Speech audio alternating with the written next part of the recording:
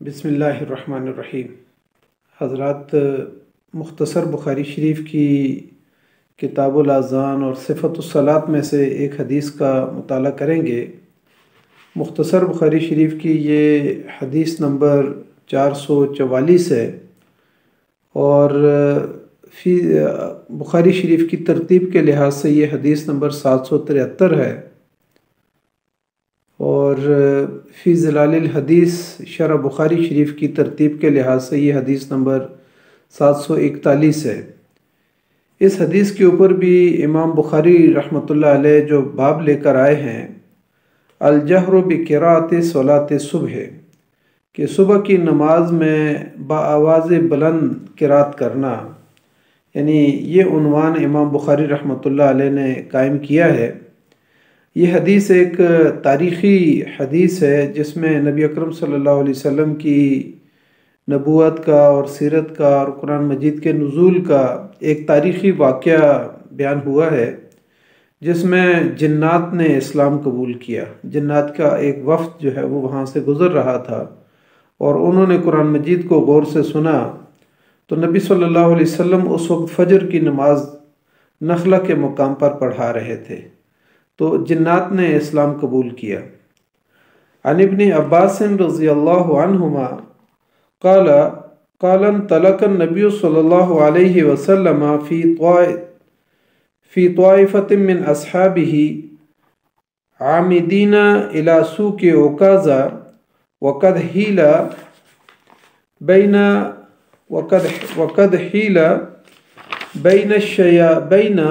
بین الشیاطین و بین خبر السماء وارسلت علیہم الشعب، فرجعت الشیاطین الى قومہم فقالوا ما لکم، قالوا حیل بیننا و بین خبر السماء وارسلت علینا الشعب، قالوا ما حال بینکم و بین خبر السماء الا شیء حدث، فاضربوه مشارق الارض ومغاربها فانظروا ما هذا الذي حال بينكم وبين خبر السماء، فانصرف اولئك الذين توجهوا نحو تحامة الى النبي صلى الله عليه وسلم وهو بنخلة عامدين الى سوق عكاظة وهو يصلي باصحابه صلاة الفجر، فلما سمعوا القرآن استمعوا له فقالوا هذا والله الذي حال بينكم وبين خبر السماء، فهنالك حين رجعوا إلى قومهم فقالوا يا قومنا إنا سمعنا قرآنا عجبا يهدي إلى الرشد فآمنا به ولن نشرك بربنا أحدا، فأنزل الله على نبيه قل أوحي إلي وإنما أوحي إليه قول الجن، رواہ البخاری۔ حضرت ابن عباس رضی اللہ تعالیٰ عنہ سے روایت ہے، انہوں نے فرمایا کہ نبی اکرم صلی اللہ علیہ وسلم اپنے صحابہ اکرام کے ہمراہ سوق عکاظ کے میلے کی طرف آپ صلی اللہ علیہ وسلم نے جانے کا ارادہ کیا۔ ان دنوں شیاطین کو آسمانی خبریں لینے سے روک دیا گیا تھا اور ان پر شہاب ثاقب کے شعلے برسائے جا رہے تھے، تو شیاطین اپنی قوم کی طرف لوٹ آئے۔ قوم نے پوچھا کہ کیا حال ہے؟ شیاطین نے کہا کہ ہمارے اور آسمانی خبروں کے درمیان رکاوٹ کھڑی کر دی گئی ہے، اور اب ہم پر جو ہے شعلے برسائے جا رہے ہیں۔ قوم نے کہا کہ تمہارے اور آسمانی خبروں کے درمیان کسی ایسی چیز نے حجاب کر دیا ہے جو ابھی ظاہر ہوئی ہے، اس لیے روئے زمین کے مشرق اور مغرب میں چل پھر کر دیکھو کہ وہ کیا ہے جس نے تمہارے اور آسمانی خبروں کے درمیان پردے حائل کر دیے ہیں۔ تو وہ اس کی تلاش میں نکلے۔ ان میں سے وہ جنات جو تہامہ کی طرف نکلے تھے، وہ رسول اللہ صلی اللہ علیہ وسلم کے پاس آ پہنچے۔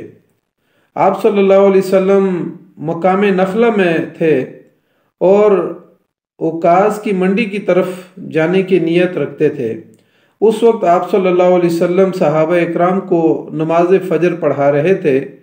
جب ان جنات نے کان لگا کر قرآن سنا تو کہنے لگے،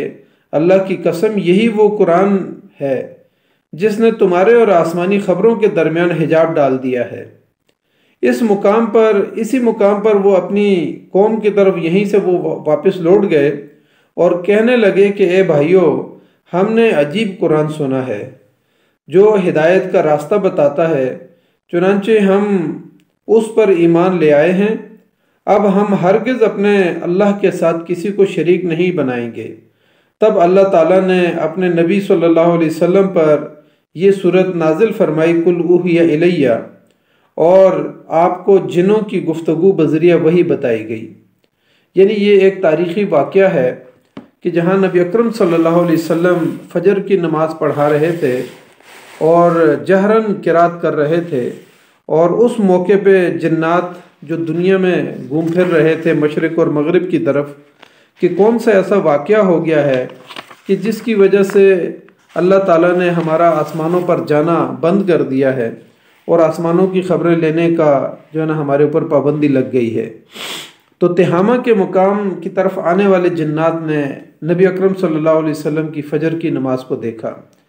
اس حدیث میں جو پہلی بات عنوان کے ساتھ تعلق رکھتی ہے وہ یہی ہے کہ جو جنات تہامہ کی طرف آئے تھے تو انہوں نے نبی اکرم صلی اللہ علیہ وسلم کو فجر کی نماز پڑھاتے ہوئے جہراً قرات کرتے ہوئے قرآن مجید کو انہوں نے سنا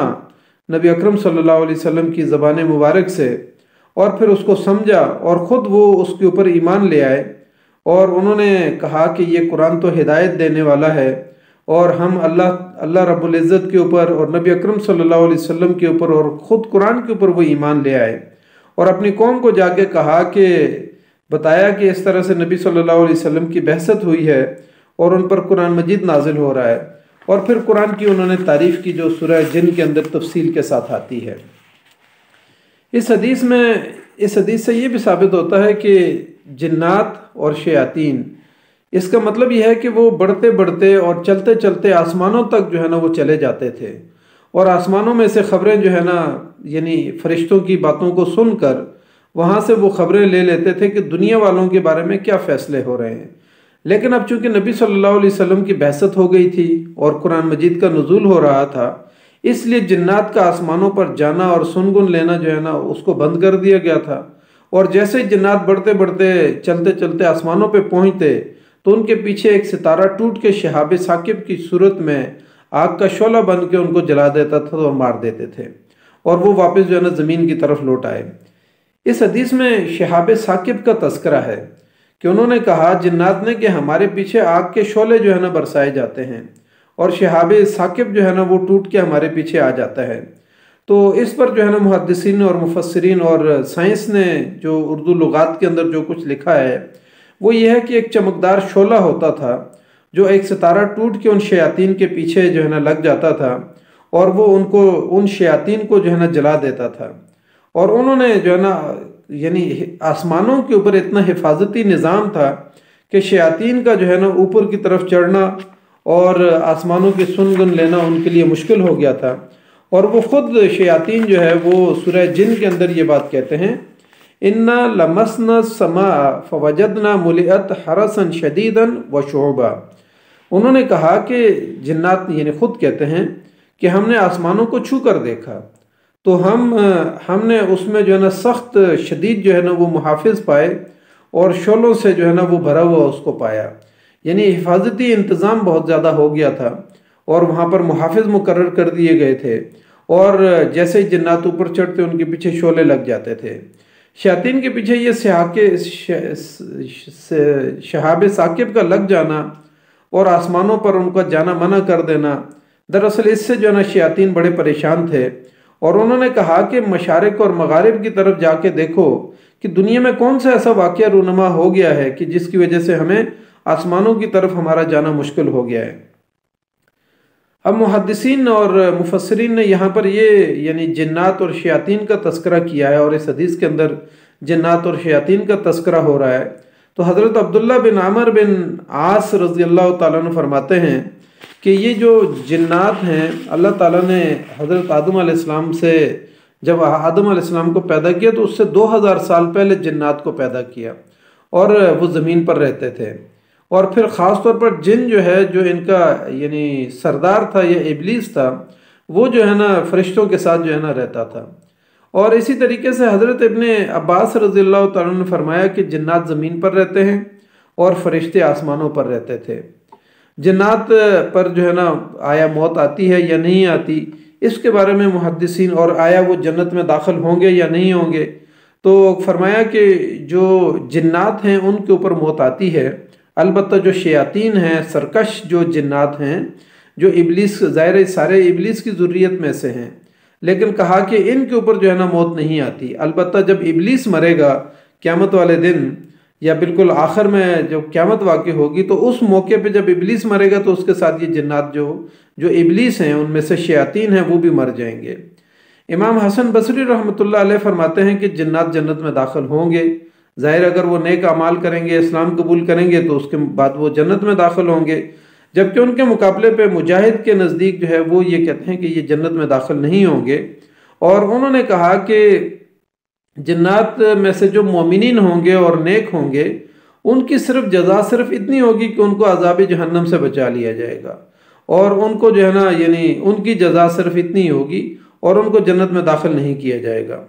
سورہ احقاف میں وہ کہتے ہیں، مجاہد رحمۃ اللہ علیہ کہتے ہیں کہ یہ چونکہ سورہ احقاف کے اندر جو بات آئی ہے جنات کے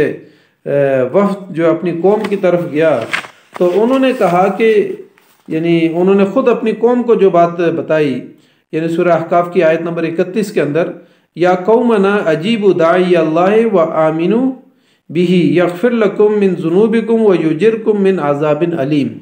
کہا کہ اے ہماری قوم، اللہ کی طرف دعوت دینے والے کی دعوت کو قبول کرو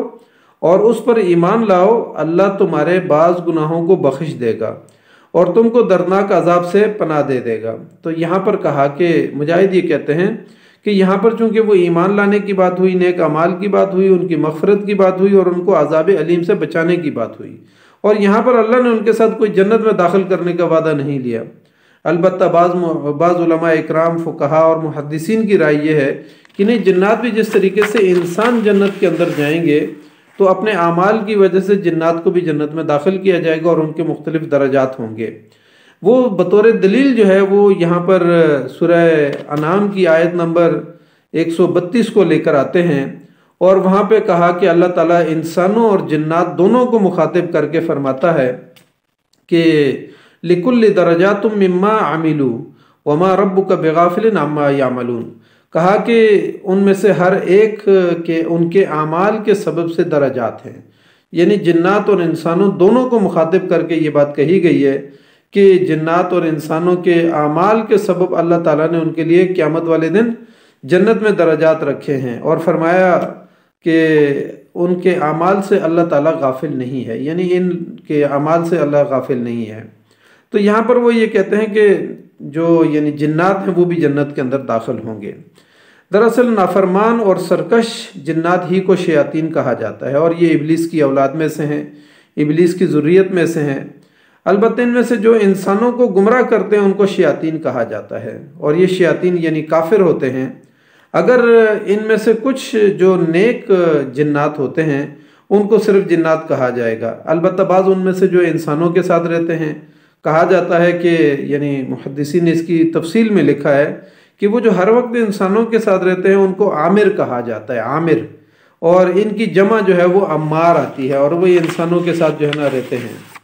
پھر اسی طرح کہا کہ کچھ جنات ایسے ہوتے ہیں جو بچوں کے ساتھ رہتے ہیں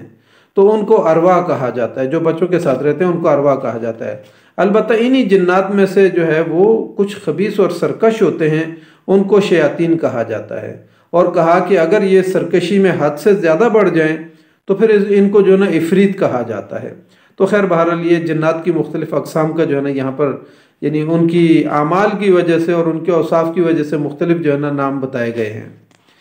اسی طریقے سے اس حدیث میں عکاظ میلے کے بارے میں تذکرہ کیا گیا ہے کہ نبی صلی اللہ علیہ وسلم نے مکہ مکرمہ سے عکاظ کی طرف جانے کا فیصلہ کیا،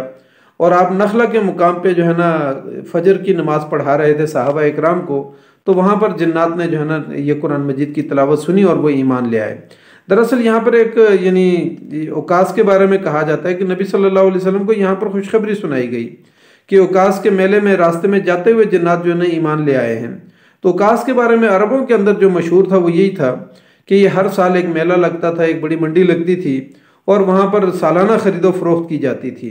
اور عرب شعراء جو ہے نا پورا سال اپنا کلام تیار کرتے تھے اور یہاں لے آتے تھے، اور اس کے بعد جو ہے نا وہاں جس کا کلام سب سے زیادہ پسند کیا جاتا تو اور اس کے اول پوزیشن آ جاتی تو اس کے کلام کو پورے ایک سال کے لیے خانہ کعبہ کے اندر جو ہے لٹکا دیا جاتا تھا، اور اس کی جو ہے ناموری پورے عرب کے اندر مشہور ہو جاتا تھا کہ فلاں شاعر کا جو ہے نا کلام یہاں پر نصب کیا گیا ہے۔ اور یہ عموماً جو ہے نا یکم ذی القعدہ کو جاتے اور پورے 20 دن یا ایک ماہ تک جو ہے نا وہاں پر رہتے تھے عرب، اور وہاں پہ خرید و فروخت کرتے تھے۔ اس حدیث کے اندر جو ایک پورا تاریخی واقعہ بیان کیا گیا ہے، امام بخاری تو اگرچہ اس حدیث کو اس لیے لائے کہ فجر کی نماز میں قرآن پڑھنا چاہیے اور جہراً پڑھنا چاہیے، اور نبی صلی اللہ علیہ وسلم کے اس تلاوت کی وجہ سے جنات نے سنا اس قرآن مجید کو اور سمجھا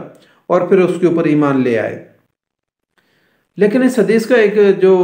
داخلی پہلو ہے، خاص نقطہ جو ہے وہ یہ ہے کہ نبی اکرم صلی اللہ علیہ وسلم مسلسل مکہ میں کفار کے سامنے جو ہے وہ قرآن مجید پیش کر رہے تھے، اور اپنی پوری زندگی جو ہے نا 40 سال نبی صلی اللہ علیہ وسلم نے کفار مکہ کے اندر گزاری تھی، لیکن اس کے باوجود وہ ایمان نہیں لا رہے تھے، شرک کر رہے تھے، اور انہوں نے خانہ کعبہ کے اندر بت رکھے ہوئے تھے۔ لیکن اور پھر قرآن مجید نبی صلی اللہ علیہ وسلم اپنے کردار کے ساتھ پیش کر رہے تھے، لیکن اس کے باوجود کفار مکہ انکار کر رہے تھے۔ لیکن اس حدیث کا ایک باطنی پہلو یہ ہے کہ جیسے ہی جو ہے نبی اکرم صلی اللہ علیہ وسلم کے قرآن مجید کو سنا جنات کے ایک وفد نے اور جنات کے ایک گروہ نے سنا، تو وہ فوراً جو ہے نبی صلی اللہ علیہ وسلم پر ایمان لے آئے، قرآن کے اوپر ایمان لے آئے، اللہ کے اوپر ایمان لے آئے، اور انہوں نے جا کے اپنی قوم کو کہا کہ ایک قرآن مجید جو ہے نا ہم نے سنا ہے، اور وہ تو زبردست کتاب ہے اور ہدایت دینے والی ہے، انسانوں کو گمراہی سے بچانے والی ہے۔ اور پھر انہوں نے کہا کہ ہم اس کے اوپر ایمان لے آئے اور اب ہم اللہ کے ساتھ کسی کو شریک نہیں کریں گے۔ تو اس میں ایک داخلی پہلو پھر جو ہے نا یہاں اس حدیث کے اندر آتا ہے کہ اللہ تعالیٰ نے جنات کی اس گفتگو کو، جو خود وہ ایمان لے آئے اور پھر اپنی قوم کو جا کے انہوں نے یہ باتیں بتائیں، تو نبی صلی اللہ علیہ وسلم کو جو ہے نا ایک سورہ جن باقاعدہ نازل کر کے، اور وہ جو واقعہ تھا وہ نبی اکرم صلی اللہ علیہ وسلم کے سامنے اور امت کے سامنے لایا گیا، اور یہاں پر جو ہے نا پوری وہ جنات کی گفتگو کو نبی اکرم صلی اللہ علیہ وسلم کو وحی کے ذریعے سے بتایا گیا۔ اس حدیث کا داخلی پہلو یہ ہے کہ معاشرے کے اندر جتنی اصلاحی تحریکیں کام کر رہی ہوتی ہیں، ظاہراً تو انسان اس کی بات کو نہیں سن رہے ہوتے اور بات کو نہیں مان رہے ہوتے، لیکن یہاں پر باطنی طور پہ یہ کہا گیا ہے کہ اس عمل کے ذریعے سے، جو کائنات کے اندر جو انسانوں کا ایک گروہ نیک کام کر رہا ہوتا ہے، اللہ کے دین کا ابلاغ کر رہا ہوتا ہے، اللہ کے دین کو جو ہے قائم کرنے کی جدوجہد کر رہا ہوتا ہے، تو اس کا انسانی معاشرے پہ ہی نہیں بلکہ جنات کے اوپر، خود جو ہے نا کائنات کے اوپر، اور پھر اسی طریقے سے ہوا، آگ اور پانی اور زمین کے اوپر اس کا، اور پوری کائنات کی فضا کے اوپر اس کا کتنا اثر پڑ رہا ہوتا ہے، جس کی وجہ سے یہ سارا کائنات کا نظام چل رہا ہوتا ہے۔ اس لیے انسانوں کو یہ بتایا گیا ہے کہ اگر تمہاری بات انسان نہیں مان رہے اور معاشرے میں نیک راستے کے اوپر چلنے کے لیے تیار نہیں ہے، لیکن تمہارے اس نیک عمل کی وجہ سے پوری کائنات کا نظام چل رہا ہے، اور خفیہ جو طاقتیں ہوتی ہیں، جنات ہیں، وہ جو ہے نا اسلام انہوں نے قبول کر لیا۔ اس لیے آج کے اس دور کے اندر بھی جو لوگ معاشرے میں اللہ کے دین کے لیے جدوجہد کر رہے ہیں، تو ان کو یہ پیغام دیا گیا اس حدیث کے اندر کہ آپ کے ذریعے سے اس پوری کائنات کا نظام چل رہا ہے، آپ کے نیک اعمال کی وجہ سے۔ اس لیے جو ہے نا انسانوں کو مایوس اور پریشان نہیں ہو جانا چاہیے کہ ہمارے نیک اعمال کی وجہ سے، ہماری جدوجہد کی وجہ سے انسانوں کے معاشرے کے اوپر کوئی اثر نہیں پڑ رہا اور فرق نہیں پڑ رہا۔ بعض اوقات یہ ہوتا ہے کہ انہی انسانوں کے نیک اعمال کی وجہ سے پورا نظام کائنات کا چل رہا ہوتا ہے، جو سیدھے راستے پہ چل رہا ہوتا ہے، جو دوسرے انسانوں کو خوراک مل رہی ہے، یا بارشوں کا نظام چل رہا ہے، یا سورج اور ہوا، آگ اور پانی، اور یہ ساری چیزیں جو اللہ تعالیٰ نے اپنے نظام کے اندر رکھی ہوئی ہیں، تو وہ ان نیک اعمال کے نتیجے میں ہوتی ہے۔ ورنہ اگر سارے انسان برائی کے راستے پہ چل پڑیں تو زمین جو ہے نا اپنا سونا اگلنا جو ہے نا بند کر دے، آسمان بارشیں پر برسانا بند کر دیں، تو اس کے نتیجے میں جو ہے نا انسانی زندگی کتنی مشکل ہو جائے گی۔ اس لیے آج کے اس دور میں جو لوگ نیک کام کر رہے ہیں یا نیکی کے راستے پہ چل رہے ہیں یا اللہ کے دین کو غالب کرنے کی انفرادی اور اجتماعی زندگی میں کوشش کر رہے ہیں، تو اس کے اثرات اور اس کے نتائج ہمیں نظر نہیں آتے، لیکن اللہ تعالیٰ نے اس کے ذریعے سے پورے کائنات کے نظام کو درست رکھا ہوا ہے اور انسانوں کے لیے اس کو مفید بنایا ہوا ہے۔ تو اللہ تعالیٰ سے ہم دعا کرتے ہیں کہ اس حدیث کے ظاہری پہلو اور باطنی پہلو ہمیں سمجھنے کی توفیق عطا فرمائے۔ جزاک اللہ خیر۔ السلام علیکم ورحمۃ اللہ وبرکاتہ۔